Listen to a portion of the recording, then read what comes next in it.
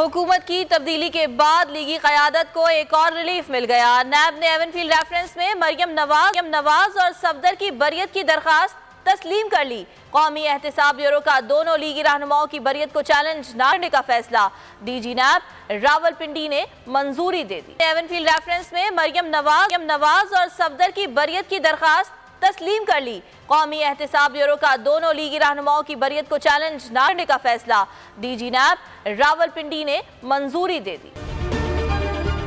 अगर आपको ये वीडियो पसंद आई तो हमारे चैनल को सब्सक्राइब करें और बेल आइकन पर क्लिक करें।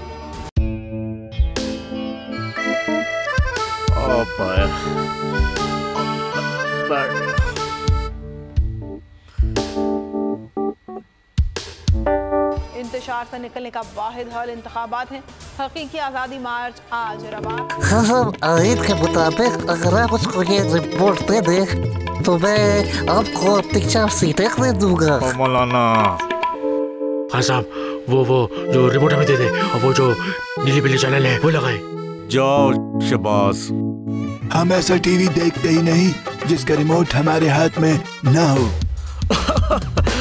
और यहाँ पे कोई 2 नंबर ही नहीं चलेगी। और हम कोई गुलाम है जो आप रिमोट मांगे हम दे दें? Absolutely not. यहाँ पे सिर्फ पाकिस्तान का नंबर 1 चैनल चलेगा, बोल, जो हकीकी सहाफत की जंग लड़ रहा है। पाकिस्तान के लिए कोई और नहीं, सिर्फ बोल खड़ा है। आप सब भी बोल देखें।